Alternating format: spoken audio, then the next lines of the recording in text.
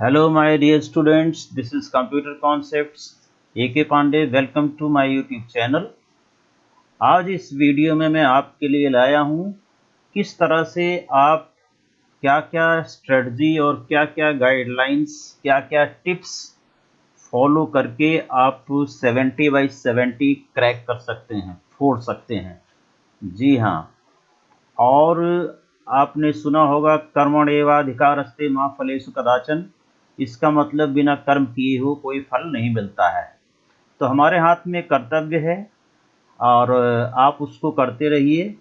दुनिया भर की अफवाहों से दूर रहिए। एग्ज़ाम होगा नहीं होगा, ये है वो है, इस तरह की बहुत सारे आपको कान में सुनने को मिलते होंगे। मीडिया और TV and number of people, they are just guessing out, होगा नहीं होगा, क्या होगा, कैसे होगा। बिल्कुल होगा, आपका एग्ज़ाम 101% होगा और आप उसके लिए तैयारी करते रहिए। उसमें आपकी जो प्रिपरेशन है उसके बीच में ऐसी कोई भी शब्द जो आपको सुनाई पड़ते हैं, ये सब बाधा नहीं बनने चाहिए।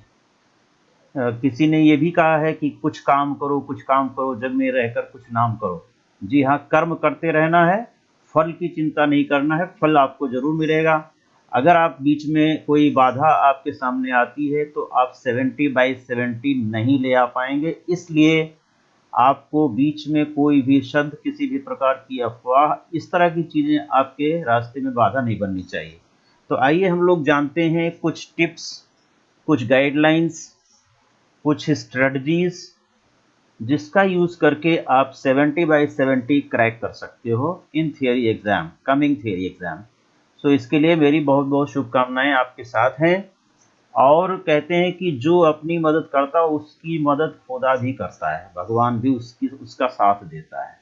तो जी हाँ, आपकी प्रिपरेशन रहेगी, आप तैयारी करके रखेंगे तो ज़रूर आपके 70/70 आने के लिए तैयार हैं। लेट अस बिगिन विद, यहाँ देखिए मैंने कुछ कोटेशंस लिखे हैं और ये कोटेशंस झूठे नहीं हैं, बिल्कुल सच साबित हुए हैं, बहुत खरे उतरे हैं। Nothing is impossible, the word itself says I am possible। ठीक है, everybody is genius, but if you judge a fish by its ability to climb a tree, it will spend its whole life believing that it is stupid। My advice is never do tomorrow what you can do today। Procrastination is the thief of time। इसका मतलब है कि आप कल पर मत टालिए, आज ही कीजिए, जस्ट डू इट। ठीक है, तो ये चीजें जो है आपको काम आएंगी। Don't say you don't have enough time, you have exactly the same amount of hours per day that were given to Michelangelo, Mother Teresa, Leonardo da Vinci and Albert Einstein। Trust yourself, you know more than you think you know। Set your target, plan and put your level best to perform। Remember the Almighty God। So these are some sayings, some phrases जो महान लोगों ने के ये शब्द हैं और जिन्हें कामयाबी मिली है, जो टॉप कर रहे हैं, उनको लाखों मिलियंस बिलियंस लोग जो है वो फॉलो करते हैं। तो इन्होंने अपने समय का सदुपयोग किया, टाइम को मैनेज किया। इनके पास भी 24 आवर्स थे, आपके पास भी 24 आवर्स ही हैं। तो जो महान बनते हैं उनके पास ज़्यादा समय नहीं होता है, वो समय को मैनेज करते हैं। टाइम मैनेजमेंट उनके लिए फर्स्ट प्रायोरिटी होती है। तो इस तरह से आप समय का मैनेजमेंट करें, लोगों के बहकावे में ना आए, लोगों की अफवाहों में ना आए, लोगों की बातों में ना आए। अपना टारगेट सेट कर लें 70/70 only and proceed towards your target. Definitely you are going to get it. ठीक है, तो आइए हम कुछ टिप्स देखते हैं। और ये मेरा अपना मानना है कि जस्ट डू इट। कोई भी चीज़ आगे के लिए ना डालें, आप तुरंत कर लेंगे, तुरंत फिनिश कर लेंगे तो आपको नींद अच्छी आएगी। इसलिए आप तुरंत का काम तुरंत करें, जो आप सोच रहे हैं उसको करके सोएं। That is better for your health and for your bright future also. Now some important tips and strategies for your board exam. देखिए स्ट्रेटजीज बिफोर एग्जाम क्या होनी चाहिए। Revise the exam patterns and syllabus. Exam का जो pattern है और syllabus है उसे अच्छी तरह समझ लीजिए कि हमारे एग्जाम में क्या आ रहा है और किस पैटर्न पर आ रहा है। आपको कई सैंपल पेपर दिए जा चुके हैं, प्लीज गो थ्रू दो सैंपल पेपर्स, 1 से लेकर के 40 क्वेश्चन तक, part A part B, part A में 2 सेक्शन, पार्ट बी में 3 सेक्शन। ये सारा आपके माइंड में होना चाहिए, जो ब्लूप्रिंट है आपके माइंड में होना चाहिए। वहां पर आपको ये नहीं लगना चाहिए कि ये पेपर कैसा है, नया है बिल्कुल आपके लिए। वो नया नहीं लगना चाहिए, आपका लगना चाहिए कि यार ये ऐसा पेपर तो मैं कर चुका हूँ, number of times I have done it. आपका स्टडी प्लान क्या है उसे डिसाइड कीजिए, किस तरह से आप स्टडी करेंगे, किस तरह से आप टाइम टेबल बनाएंगे, किस तरह से आपके पास कितने सब्जेक्ट्स हैं जो ज़्यादा हार्ड वर्क करने वाले सब्जेक्ट्स हैं। तो उसके लिए आप प्लानिंग कीजिए, अपनी शीट बनाइए, स्टडी टाइम टेबल बनाइए और उसे स्ट्रिक्टली फॉलो कीजिए। जो सब्जेक्ट आपके थोड़ा वीक हैं उस पर ज़्यादा समय देना है आपको। जो सब्जेक्ट आपके अच्छे हैं, इसका मतलब ये नहीं कि केवल वही पढ़ते रहें, क्योंकि आपको बैलेंस बना के चलना पड़ेगा, तब आपका एग्रीगेट अच्छा मार्क्स आएगा। तो ये आपको टाइम को बैलेंस करके चलना, हर सब्जेक्ट को इक्वल वेटेज देना, इक्वल टाइम देना, ये आपके लिए बहुत ज़रूरी होगा इस पीरियड में जो बचा हुआ टाइम है। तो यहाँ पर टाइम मैनेजमेंट की बात यही है कि आप अपना एक एक मिनट, एक एक सेकेंड आपका बहुत कीमती है, टाइम प्रेशियस है, टुमारो नेवर कम्स, ये सारी चीज़ें आप जानते हैं। और जस्ट डू इट, कल नहीं आता है, कल पर ना टालें, अगले मोमेंट पर ना डालें, कल की बात तो दूर है। तो आप तुरंत उस चीज़ को करें और समय का सदुपयोग करें, ज़्यादा इधर उधर ना घूमें। वैसे ही इस समय कोविड-19 जो है वो जोरों पर है, पैंडमिक फिर से इसकी दूसरी लहर जो है आ गई है और बहुत ज़्यादा स्ट्रॉन्ग है, इसलिए ज़्यादा बाहर ना घूमें, मास्क का उपयोग करें अगर जाना पड़ जाए ज़रूरी कहीं तो, और अपने समय का सदुपयोग करें। एक एक मिनट देखें मेरा 5 मिनट वेस्ट तो नहीं हो गया, इस तरह से आपके माइंड में हमेशा होना चाहिए कि समय मेरा ज़्यादा वेस्ट ना हो और उस समय को हम अपनी पढ़ाई पर सिस्टमेटिकली यूटिलाइज करें, तो that will be better. Study material and previous year question paper, yes it is very important. अब आपका जो स्टडी मटेरियल तैयार है, आपके जो नोट्स तैयार हैं, आपकी जो एक्सरसाइजेस रेडी हैं, उनको लिख करके, जो डेफिनेशंस हैं उनको पढ़ करके, जो कोडिंग है उसे भी करके, जहाँ पर आपको डाउट्स होते हैं उसे करके देखना है सिस्टम पर। और पिछले सालों के जो सैम्पल पेपर्स हैं, जितना ज़्यादा से ज़्यादा आप करेंगे दैट विल बी बेटर। जितने सैम्पल पेपर करेंगे उतनी वेराइटीज आपके सामने से गुजर जाएंगी, उतनी तरह के क्वेश्चन आपके सामने से निकलेंगे, तो आपकी प्रैक्टिस होगी एंड आपको ड्यूरिंग एग्जामिनेशन ऐसा नहीं लगेगा कि कोई क्वेश्चन नया है आपके लिए। You all those questions you have already done. Mock test जरूरी है, अपने टेस्ट दें और आंसर्स मैच करें, अपना टेस्ट खुद चेक करें कि मेरा ये टेस्ट कितना सही है कितना गलत है। मॉक टेस्ट जरूर दीजिए, यानी कि जो अनसॉल्व पेपर्स हैं पहले आपको सॉल्व पेपर कर डालें, उसके बाद फिर जो है अनसॉल्व पेपर जितने भी मिले आपको उतना किसी न किसी वेबसाइट से डाउनलोड कर लें, cbscguess.com से डाउनलोड कर लें, मेरे यूट्यूब चैनल से 4-5 पेपर हैं वहाँ से आप डाउनलोड कर लें और उन्हें सॉल्व करें अपने आप and check yourself, that is better. उससे आपका मार्क्स जो है वो डे बाय डे हर पेपर में इम्प्रूव होता आपको अपने आप दिखेगा। अपनी हेल्थ का ध्यान रखें, जैसा कि मैंने बताया, थोड़ा खाएं और न्यूट्रिशियस फूड खाएं जिसमें हर तरह के विटामिन्स और मिनरल्स पाए जाएं, और गर्मी में वैसे ही आपको पानी ज़्यादा पीना चाहिए। और जो भी कोविड रिलेटेड प्रिकॉशंस हैं, प्रिकॉशनरी मेजर आप ज़रूर लें। जब आप स्वस्थ रहेंगे तभी आप पढ़ पाएंगे, है ना। कहा गया है हेल्थ इज वेल्थ, यानी स्वास्थ्य जो है अगर आपका ठीक रहेगा तभी आप सफल होंगे। ठीक है, तो ये हमारे प्लान हैं, स्ट्रेटजीज हैं बिफोर एग्ज़ाम। अब जो है बिफोर एग्जाम और क्या करना है, make notes of all the theory related topics. ये आपके नोट्स पहले से ही रेडी होंगे, और जितने भी थ्योरी से रिलेटेड टॉपिक्स हैं, जितनी डेफिनेशंस हैं, जितने डिफरेंसेस हैं, ये सारे आप जो है फटाफट रिवाइज कर डालें। Know the definition of terms like modem, hub, switch, repeater, plagiarism, copyright and all that, and differences जो भी होते हैं, डिफरेंस जिनमें कॉन्ट्राडिक्टरी डिफरेंस है, इन एसटीआर सब एसटीआर में क्या डिफरेंस है, राउंड में ट्रंकेट फंक्शन में क्या डिफरेंस है ना। और इस तरह के जो भी डिफरेंस आपको सैम्पल पेपर्स में दिए गए हैं या हमारी वीडियोस में कराए गए हैं, कुछ हमने एक्सरसाइजेज दी हैं उसमें जो कराए गए हैं, वो सारा आप बराबर करते रहिए। और उसके बाद practice questions related to all functions, सभी फंक्शंस से रिलेटेड प्रैक्टिस करें क्वेश्चंस, न्यूमेरिकल टाइप जो होते हैं, प्रोग्रामिंग टाइप जो होते हैं। Know what each function does with example, हर फंक्शन क्या करता है, उसकी फंक्शनैलिटी क्या है, उसका एग्जांपल क्या है। ठीक है, जैसे लेंथ फंक्शन है तो लेंथ फंक्शन क्या रिटर्न करता है, length of the string return करता है। पैंडाज में लेंथ फंक्शन क्या करता है, अगर डेटा फ्रेम पर अप्लाई किया जाए तो नंबर ऑफ रोज देता है।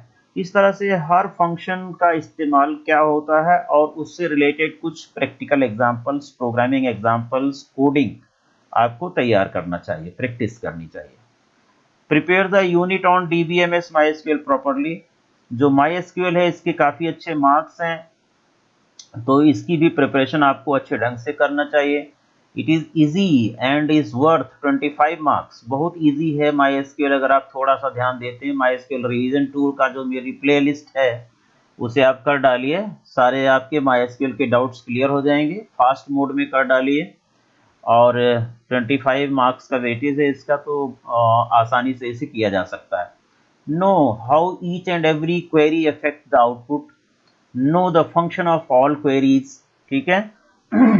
Then practising full paper under exam conditions, ये बहुत इंपॉर्टेंट है कि एग्जाम कंडीशंस के अंतर्गत यानी 3 घंटे के अंतर्गत आप कैसे उन 40 क्वेश्चंस को अटेम्प्ट करेंगे। बिल्कुल उन्हीं सिचुएशंस के अंदर अपने आप को बैठा लीजिए और एक सैंपल पेपर ले लीजिए और उसे आप लिखना चालू कर दीजिए। 40 मिनट के अंदर आप कैसे कंप्लीट कर रहे हैं, कैसे टाइम मैनेज कर रहे हैं, ठीक है, कितना एक्सप्लेनेशन दे रहे हैं, वो सब आपको पता चल जाएगा। तो अगर आप ऐसी सिचुएशन में बैठ करके under exam conditions if you are writing the complete paper, so that will be quite helpful and will take you out from the pressure at that time during examination। आपको कोई प्रेशर नहीं होगा mentally कि मेरा time बीत गया, ये हो गया, वो हो गया। आप विद इन टाइम लिमिट अपना पेपर करके उठेंगे और टाइम भी अपना डिसाइड कर लीजिए। जैसे पार्ट ए आपका जो एमसीक्यूज हैं 1 से लेकर के क्वेश्चन नंबर 21 तक, और केस स्टडी के क्वेश्चंस हैं क्वेश्चन नंबर 22 एंड 23, तो ये 1 से लेकर के 23 क्वेश्चन तक आप 1 घंटा दे दीजिए, सफिशिएंट है, 1 घंटे में ये हो जाता है आराम से। उसके बाद आपको पार्ट बी करने के लिए सेक्शन 1, 2, 3 जो डिस्क्रिप्टिव है, 2 मार्कर और 3 मार्कर 5 मार्कर्स हैं, उसके लिए 2 घंटे सफिशिएंट है। उसमें से भी अपना टाइम जो है आप बाइफरकेट कर सकते हैं। तो पार्ट ए को आप 1 घंटा दीजिए, जिसमें आपका सेक्शन 1 है question number 1 to 21, out of which you have to do only 15 questions. अगर इसकी बात की जाए कि हमारा जो है क्या नाम क्वेश्चंस जो है वो कैसे हैं यहाँ पर, तो मैं आपको क्वेश्चन पेपर दिखा देता हूँ, ठीक है। I am just showing you the question paper, जो बोर्ड का है आपका क्वेश्चन पेपर, उसे मैं शो करता हूँ आपके सामने। Just a minute. ये आपका बोर्ड का क्वेश्चन पेपर है जिसमें पार्ट ए में 2 सेक्शन है, सेक्शन 1, सेक्शन 2। तो ये पार्ट ए के ये दोनों सेक्शंस आप इसको 1 घंटे दे दीजिए। पार्ट बी में आपको क्वेश्चन नंबर 24 to 33 ये 1 घंटे में आपका हो जाएगा आसानी से, और सेक्शन 2 और सेक्शन 3 में आपको 1 घंटा लगाना चाहिए। ये इस तरह से एवरेज टाइम, ये 3 मार्कर और 5 मार्कर जो है वो 1 घंटे में हो जाएगा लगभग। सेक्शन 2 आपका जो 1 घंटे में, सेक्शन 1 पार्ट बी का जिसमें 10 क्वेश्चन है, क्वेश्चन नंबर 24 to 33, ये आपका 1 घंटे में हो जाना चाहिए। जो भी टाइम बचेगा वो सेक्शन 2 और सेक्शन 3 में जाने दीजिए। तो इस तरह से आप 3 घंटे को आसानी से डिवाइड कर सकते हैं, ठीक है। यानी part A 1 hour, part B section 1 1 hour, part B section 2 and section 3 1 hour, और इसमें से आपको 10-5 मिनट बच भी जाएगा, उसको भी बचाना है, so that you can revise the paper, right. तो इस तरह से अपनी प्लानिंग रखिए। Then we come to another point.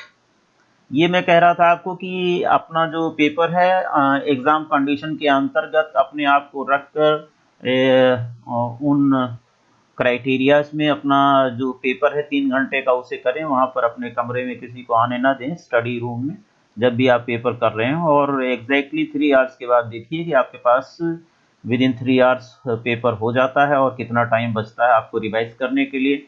Next time आप फिर से कोशिश करें कि उस टाइम को थोड़ा सा ऑप्टिमाइज करें और कुछ टाइम बचाएं जरूर पेपर रिवीजन के लिए। It will really save you from a lot of pressure during examination.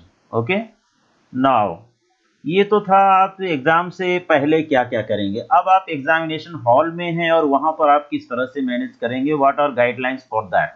सबसे पहले देखें, before you start the exam utilize first 15 minute to scan the paper, to read the paper और read the question paper thoroughly before jumping to write the answer.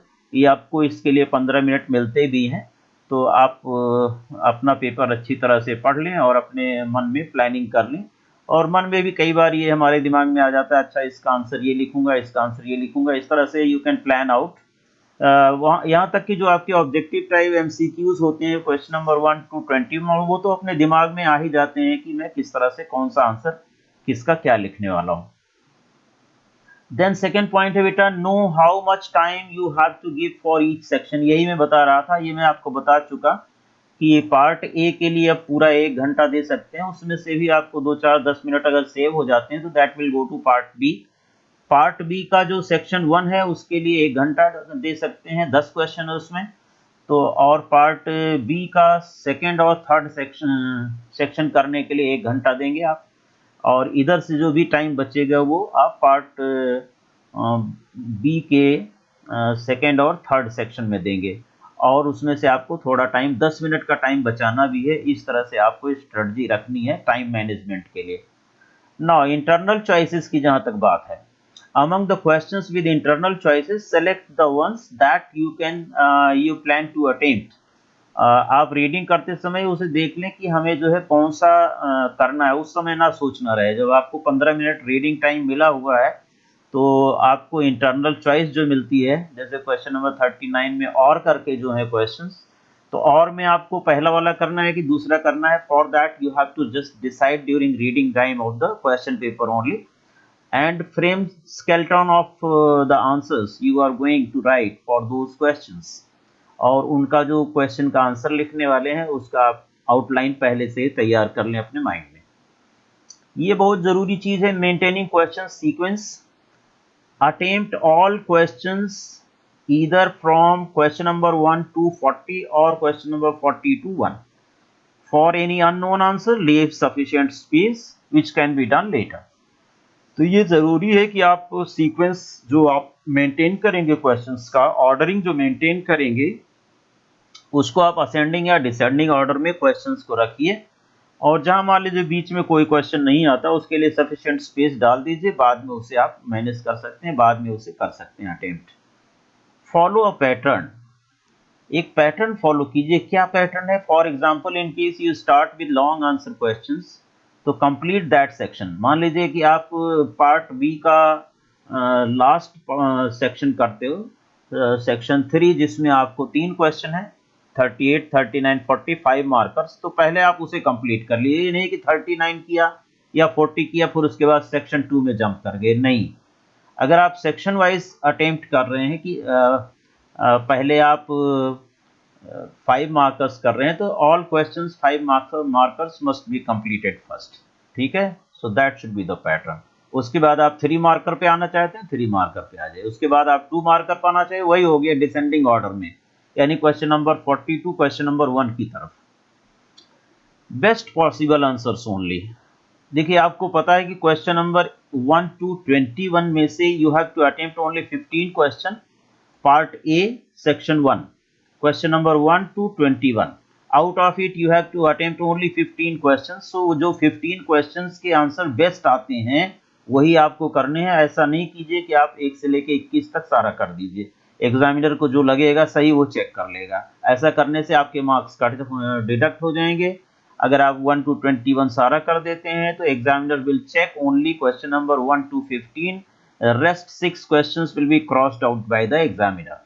ठीक है, तो इसलिए आप examiner को धोखे में मत डालिए, अपने आप को धोखे में मत डालिए। आप क्वेश्चन नंबर 1 to 21 में से बेस्ट 15 क्वेश्चन करें तो दैट विल बी बेटर, जिसके आंसर आपको अच्छी तरह से आते हैं। इसीलिए आपको चॉइस दी जाती है कि आप उसमें से बेस्ट आंसर कीजिए। Attempt all questions, yes this is very important. कुछ बच्चे जो है एसक्यूएल करके छोड़ देते हैं, कुछ बच्चे पाइथन करके छोड़ देते हैं, कुछ बच्चे थ्योरी के भरोसे आते हैं, तो ये आपको अच्छे मार्क्स नहीं दिला पाएंगे। Until and unless you attempt all questions, question number 1 to 40 जब तक आप सारे अटेम्प्ट नहीं करेंगे जितने रिक्वायर्ड क्वेश्चन है करने के लिए, तब तक आपके जो है वो 70 आउट ऑफ 70 आना मुश्किल होगा। इसलिए सारे क्वेश्चन करें। हो सकता है कुछ क्वेश्चन आपको डाउटफुल है और उसमें स्टेप वाइज चेकिंग होती है, तो वहां पर हर स्टेप पर आपके कुछ स्टेप्स सही हुई तब भी आपको कुछ मार्क्स वहां पर मिल जाएंगे। So make sure to attempt all questions even if you are not sure about correct answer. Maybe in the stepwise marking some marks can be obtained. Please don't just leave blank for any question. ठीक है, किसी भी question को blank नहीं छोड़ना है, उसे attempt करना ही करना है। कई बार बोर्ड के रूल्स होते हैं, अगर बच्चे ने अटेम्प्ट किया है, मान लीजिए बोर्ड की तरफ से वो क्वेश्चन गलत हो जाता है तो उसके मार्क्स आपको मिल जाते हैं। इसलिए सभी क्वेश्चन अटेम्प्ट करें, अपने थॉट के अकॉर्डिंग, अपने टैलेंट के अकॉर्डिंग उस क्वेश्चन का आंसर अपने जस्टिफिकेशन के अकॉर्डिंग जरूर कीजिए। 8th क्वेश्चन है आपका, substantiate your answer with an example. Yes, wherever you are not able to write proper theoretical answers, तो वहां पर associate it with some practical example code in Python as well as SQL both। तो अगर आप देखते हैं कोई theory का क्वेश्चन दिया हुआ है, थोड़ा सा प्रैक्टिकली भी उसको किया जा सकता है, कोडिंग वाइज भी उसको किया जा सकता है, लेकिन थ्योरेटिकली उसके अप्रोप्रिएट वर्ड्स आपको नहीं मिल रहे हैं लिखने के लिए आंसर, लेकिन आप उसको जानते हैं प्रैक्टिकली, तो उसमें आप अपना प्रैक्टिकल कोड लिख दीजिए। पाइथन में कर रहे हैं तो पाइथन का कोड लिख दीजिए, एसक्यूएल में कर रहे हैं तो एसक्यूएल की कमांड लिख दीजिए। For example in question where you have been asked to define INSTR function, और इसका INSTR फंक्शन का क्या फंक्शन है, क्या काम करता है आप जानते हैं, लेकिन उसको वर्ड्स में कन्वर्ट नहीं कर पा रहे हैं, लिख नहीं पा रहे हैं, तो आप उसके लिए कोई एग्जाम्पल दे दें कि इन STR फंक्शन सेलेक्ट करके, select in STR with in bracket big string comma small string bracket close semicolon, तो और उसका आउटपुट भी बता दीजिए, ऐसा करने से इसका ये आउटपुट आएगा। तो उस पर भी आप एग्जामिनर आपको कंसीडर करके मार्क्स दे सकता है। It will depend upon the guidelines of the CBSE कि एग्जामिनर्स को क्या कहा गया है अगर एग्जाम्पल बच्चा लिखता है तो। और अगर आपने एग्जाम्पल लिखा है और CBSE हो सकता है, और एग्जामिनर के ऊपर काफ़ी कुछ डिपेंड करता है कि आपके पेपर को कैसे उस समय इवेल्युएट करता है और कितने मार्क्स उसको असाइन कर देता है। 9th पॉइंट है डिफरेंस बिटवीन टू टर्म्स। दो टर्म्स में डिफरेंस जो लिखने वाला है in 2 marker question where you have to differentiate between two terms if you can give 2 points, और वो 2 पॉइंट्स जो हैं बिल्कुल सॉलिड होने चाहिए, बिल्कुल परफेक्ट होने चाहिए। जो मेजर पॉइंट्स होते हैं, जो 2 डिफरेंस, वो आपको लिखने हैं। So if you can give 2 points by associating some practical example it's better. और वो 2 पॉइंट लिखें तो उसमें आप कोई प्रैक्टिकल एग्जांपल भी एसोसिएट कर सकते हैं इफ पॉसिबल, उस तरह का क्वेश्चन है तो। जरूरी नहीं है हर जगह प्रैक्टिकल एग्जांपल ही हो जाएगा, ठीक है। और कई जगह जो है डेली लाइफ एग्जांपल भी एसोसिएट किया जा सकता है। It will depend upon the question. 10th point है करेक्टिंग एरर्स। यहाँ पर जो बच्चे, कोई क्वेश्चन पूछा गया है कि ये एग्जीक्यूट नहीं हो रहा है, इसको क्या किया जाए, इसे रीराइट कीजिए, करेक्ट कीजिए। तो आप जब भी किसी क्वेश्चन को करेक्शन करते हैं तो करेक्शन करने के बाद आपने जो करेक्टेड वर्ड है, करेक्टेड कोड है, करेक्टेड सेंटेंस है, उसको अंडरलाइन जरूर करें, ठीक है। इससे एग्जामिनर को वो हाईलाइट हो जाता है। जहां पर आपने एरर रिमूव की है तो एरर रिमूवल के बाद आपने उसको करेक्ट करके लिखा है तो underline the corrected portion of the statement. Sorry. Now attempting MCQ, while attempting MCQ, जो मल्टीपल चॉइस क्वेश्चंस होते हैं उसको जब अटेम्प्ट कर रहे हो तो you must think twice before selecting correct choice logically. अपने दिमाग से, अपने टैलेंट से अच्छी तरह से सोच करके जो करेक्ट चॉइस है उसे ऑप्ट करना है, उस पर आपको लिखना है, आंसर करना है। क्योंकि कई बार ऐसा होता है कि जो करेक्ट चॉइस है और इनकरेक्ट चॉइस है उसमें बहुत मेजर माइनर डिफरेंस होता है, वेरी स्मॉल डिफरेंस होता है। कहीं पर कैपिटल स्मॉल का डिफरेंस हो गया, बिल्कुल स्टेटमेंट दोनों सिमिलर लग रहे हैं, वहां पर बहुत थोड़ा डिफरेंस हो गया, कॉमा का डिफरेंस हो गया, सिंगल कोट का डिफरेंस हो गया। आप जानते हैं पैंडास में कॉलम का नाम सिंगल कोट में लिखा जाए तो क्या होगा, सिंगल कोट में ना लिखा जाए तो क्या होगा। तो इस तरह से suppose as per your view correct option is missing. मान लीजिए कई बार ऐसा होता है कि 4 ऑप्शन दिए हैं लेकिन उसमें करेक्ट ऑप्शन आपको मिल नहीं रहा है, आप सोचते हैं ये तो सारे इनकरेक्ट ऑप्शन हैं। तो still right the correct answer, आपके अकॉर्डिंग उसका क्या, उस क्वेश्चन का क्या करेक्ट आंसर हो सकता है उसे लिख करके उसको जस्टिफाई कर दें, उसे खाली ऐसे छोड़ करके ना चले जाएं। यानी कि 100% आपको सारे क्वेश्चन अटेम्प्ट करने चाहिए। अंडरस्टैंड। तो ऐसे क्वेश्चंस में भी सीबीएसई गाइडलाइंस देता है एग्जामिनर को कि भाई बच्चे ने ये किया है तो इतने मार्क्स दे दीजिए, बच्चे ने पूरा अटेम्प्ट किया है तो उसको फुल मार्क्स दे दीजिए। जिस तरह से भी गाइडलाइंस आती हैं उसके अकॉर्डिंग आपको मार्क्स मिल जाता है, क्योंकि वहाँ पर कोई टीचर तो आता नहीं है। कोई मान लीजिए लॉजिकली या कोडिंग वाइज या क्वेश्चन में कोई एरर होती है तो that you have to manage yourself at that time during examination.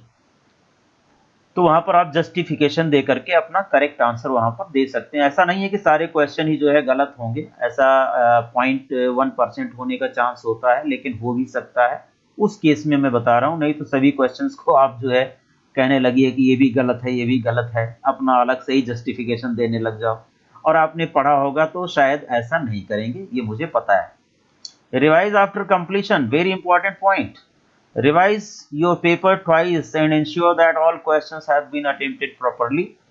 At the same time, recheck once more the answers that belongs to your weak area। जहां पर आपको जिस एरिया में पैंडास में मान लो, डाटा फ्रेम में मान लीजिए, या कहीं जो भी आपका वीक एरिया है वहां के क्वेश्चंस आप बार बार चेक कर लें, दोबारा चेक कर लें, 3 बार चेक कर लें, whether I have done it correctly और नॉट। और साथ साथ अपने पेपर को इतना टाइम रखिए कि 10-15 मिनट बचा करके रखिए, जिससे आप अपने पेपर को दोबारा रिवाइज कर सकें या कोई क्वेश्चन छूटा हुआ है तो उसे अटेम्प्ट कर सकें। 13th पॉइंट मैंने आपको दिया है कि don't just leave the examination hall in hurry. कई बच्चे होते हैं कि जल्दी से भागना होता है एग्जामिनेशन हॉल छोड़ करके, अब तो मेरा हो गया, मेरे लिए बहुत इजी था, ये तो मैंने कर रखा था। तो जल्दबाजी में वो बहुत सारी गलतियां छोड़ करके एग्जामिनेशन हॉल से निकल जाते हैं जल्दी जल्दी में। ऐसा कभी नहीं करना है, ऐसी बेवकूफ़ी नहीं करना है आपको। आप टैलेंटेड हैं, आप समझदार हैं, आप होशियार हैं अपने फ्यूचर के लिए।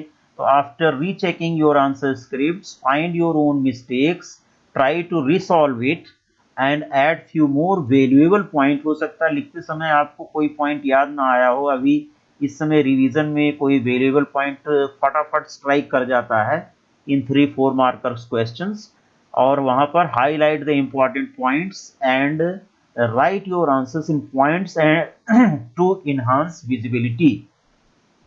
दैट मीन्स जहां पर आपको लगे कि ये इंपॉर्टेंट पॉइंट है, इंपॉर्टेंट वर्ड है, इसे एग्जामिनर को जरूर देखना चाहिए, तो उस पॉइंट को, उस कीवर्ड को, उस वर्ड को हाईलाइट कर लें, अंडरलाइन कर दें, जिससे एग्जामिनर की निगाह तुरंत वहां चली जाए। In place of writing garbage answers, पूरा पैराग्राफ लिखने के बजाय to the point, point wise answer लिखें तो दैट विल बी बेटर।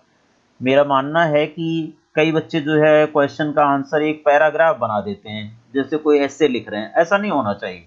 आप पॉइंट वाइज अभी से इसको डिसाइड कीजिए, अभी से प्रिपरेशन कीजिए कि आप हर क्वेश्चन के आंसर में जो थ्योरेटिकल आते हैं उसे पॉइंट वाइज लिखें, जो डिफरेंसेज आते हैं उसे पॉइंट वाइज लिखें, तो वहां पर आपको अच्छे मार्क्स मिलते हैं। और उस पॉइंट वाइज में भी जो उसका मेन पॉइंट है उसे फोकस करने के लिए टीचर को उसको अंडरलाइन कर दीजिए, अच्छे से अंडरलाइन कीजिए, अंडरलाइन दिखाई पड़े। कई बच्चे ऐसी अंडरलाइन करते हैं जो दिखती भी नहीं है। ठीक है, तो this was tips number 13। Now 14th में आपको मैं बताना चाहता हूं कि जो यूनिट 4 सोसाइटल इम्पैक्ट चैप्टर है उसमें से जो आप 2 मार्कर क्वेश्चंस कर रहे हैं, या 3 मार्कर्स कर रहे हैं, if your question is of 2 marks और 3 marks, try to give some real life example also. उसे भी अपने लाइफ से एसोसिएटेड कोई एग्जांपल दें कि लाइफ में इसका क्या यूज है, लाइफ में इसकी क्या यूटिलिटी है, लाइफ में इसका क्या फंक्शन है। तो real life example can be given. ठीक है। आपकी ये सब जो हैकिंग है, क्रैकिंग है, स्पैमिंग है, इन पर आप एक एक एग्जांपल अपना तैयार करके रखिए जो टर्मिनोलॉजीज है। Now question from unit 3 that is networking, and if question is of 2 marks or more, to try to draw well level diagram also wherever necessary and possible। जहाँ जरूरी हो, जहाँ पॉसिबल हो, वहाँ पर आप लेवल डायग्राम भी बना सकते हैं। नेटवर्किंग वाले में जैसे टोपोलॉजी का कोई क्वेश्चन आया तो आप डायग्राम बना सकते हैं। आप नेटवर्क लैन वैन मैन का या जो है बस टोपोलॉजी है, इसका स्टार टोपोलॉजी का, इनका जरूर बनाइए एक छोटा सा डायग्राम जिसमें बहुत सारे 3-4 कंप्यूटर बना दीजिए, 3-4 नोड बना दीजिए, एक सर्वर बना दीजिए, उसको कैसे कनेक्ट किया जाएगा। वहाँ पर जहाँ जहाँ डायग्राम बनाने लायक है वहाँ पर बनाइए। आपका twisted pair cable, coaxial cable आता है, फाइबर ऑप्टिकल केबल की फंक्शनैलिटी, एडवांटेज, ड्रॉबैक, कुछ पूछा जाए इस तरह की चीज़ें, जरूरी नहीं है ये।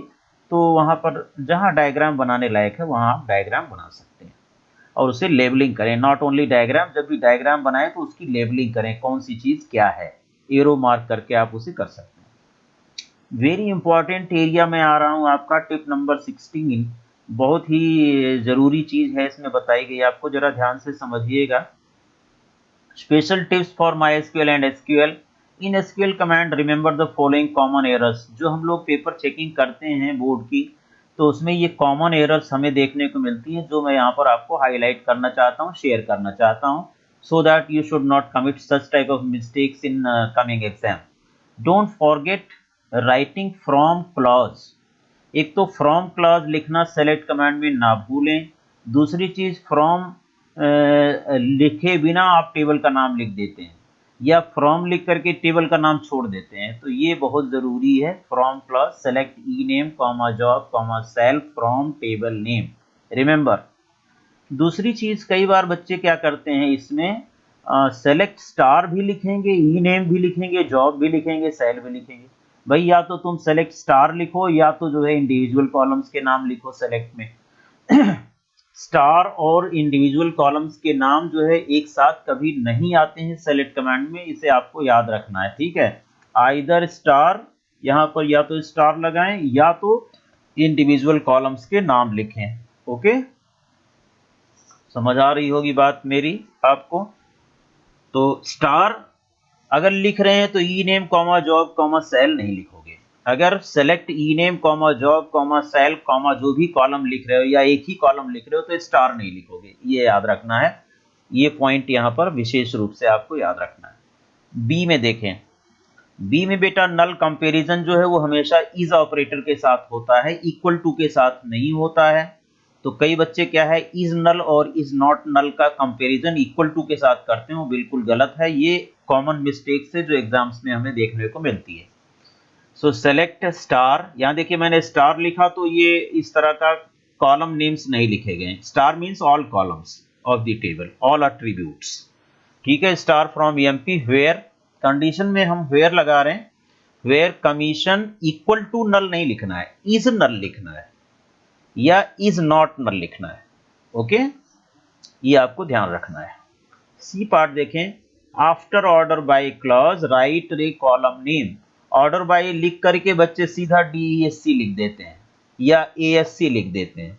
भाई ऑर्डरिंग किस कॉलम पर कर रहे हो वो तो लिख दो।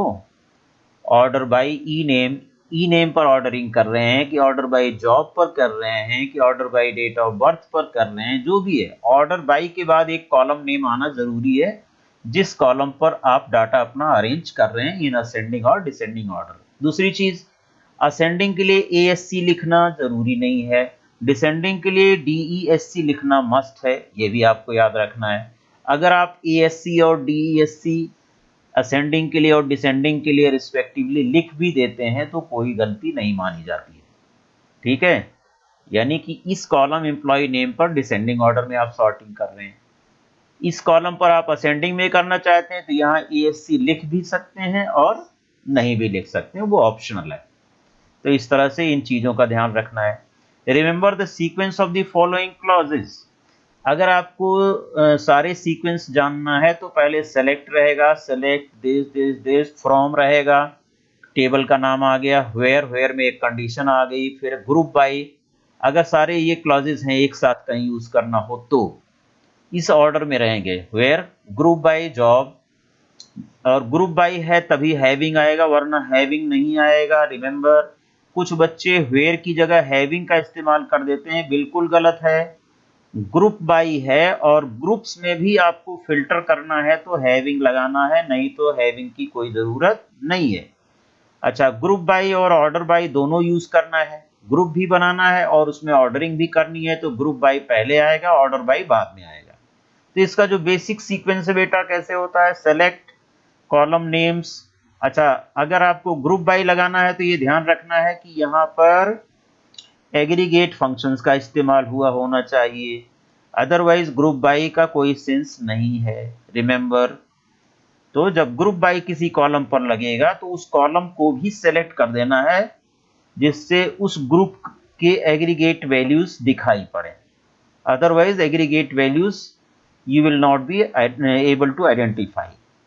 तो ग्रुप बाई जब किसी कॉलम पर लगाते हो तो उस कॉलम को पहले सेलेक्ट कर लो और यहाँ पर फिर एग्रीगेट फंक्शंस के साथ होगी सिलेक्शन, जो भी होगी, जो भी पूछा गया होगा क्वेश्चन में, एग्रीगेट फंक्शंस या group functions, AVG, max, min, count, sum. From table name, अगर कोई कंडीशन लगानी है तो वेयर करके आप डाटा फिल्टर कर सकते हो पहले ही, ग्रुप बनाने से पहले।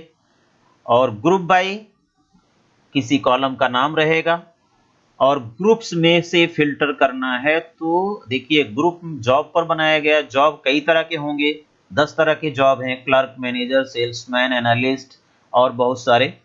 तो उसमें आप उस जॉब में फिल्टर कर रहे हैं, having job equal to clerk, और जॉब इक्वल टू मैनेजर, और जॉब इक्वल टू सेल्समैन, या उसकी और इतना लगाने के बजाय इन लगा दिया गया, having job in clerk, manager, salesman.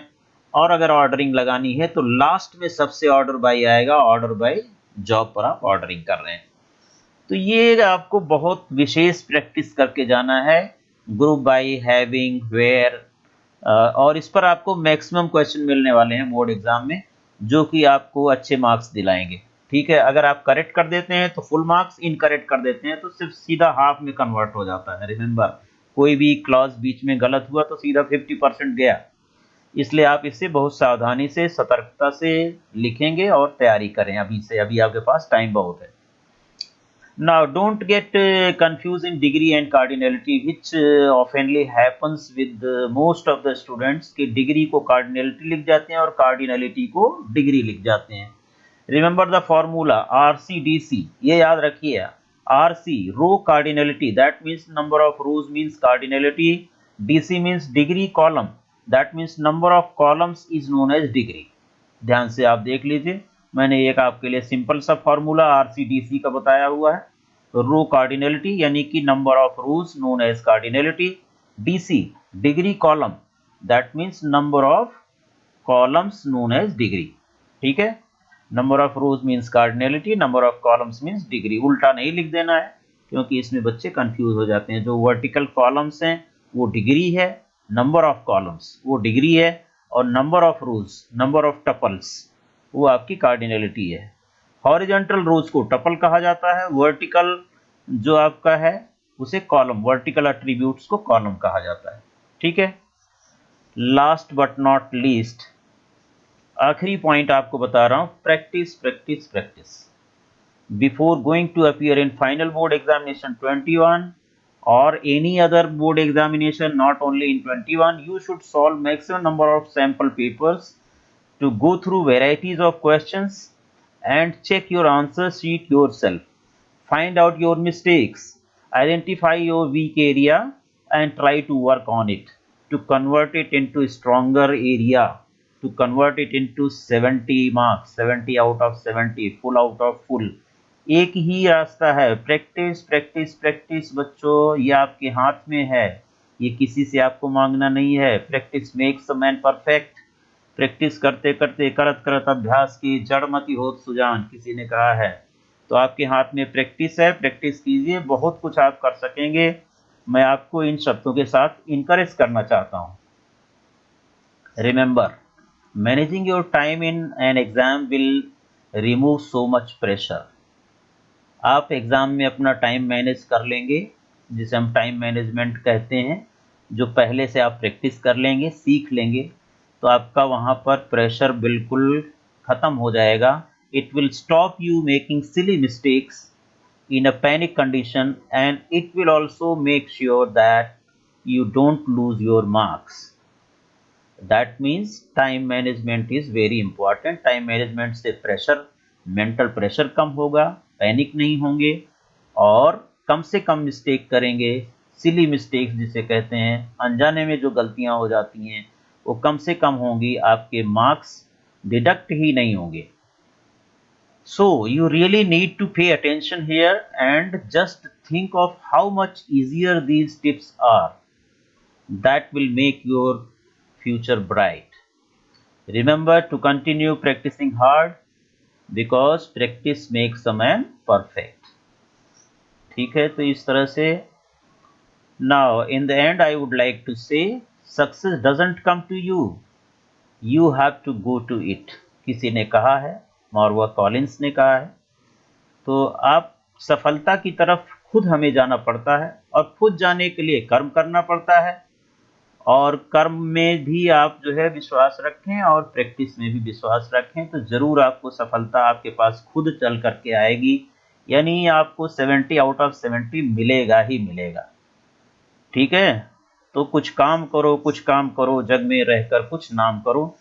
मैं इन्हीं शब्दों को रिपीट करूंगा। और यहाँ कहा भी गया है, श्री कृष्ण जी ने गीता में ये उपदेश दिया था अर्जुन को कि कर्मण्येवाधिकारस्ते मा फलेषु कदाचन माम कर्म फल हेतुर्भूमा ते संगो अस्तति कर्मणि। अर्थात कर्म करना तो तुम्हारा अधिकार है, लेकिन उसके फल पर कभी नहीं। कर्म को फल की इच्छा से कभी मत जोड़ो, तथा तेरा कर्म ना करने में भी कोई आसक्ति ना हो। यानी कर्म ना करूं उसमें भी आसक्ति नहीं होनी चाहिए, अर्थात कर्म जरूर करो और फल की इच्छा भी मत करो, फल अपने आप मिलेगा। ठीक है, स्वर्ण तप के बनता है कुंदन, खुशबू घस के देता है चंदन। खुशबू घिस के देता है चंदन, जो मुश्किलों को पार करता है उसी को दुनिया करती है बंधन। तो चलिए कि चलना ही दलीले कामरानी है। चलिए कि चलना ही दलीले कामरानी है। जो थक कर बैठ जाते हैं वो मंजिल पा नहीं सकते। हाफिज बनारसी का ये शेर है।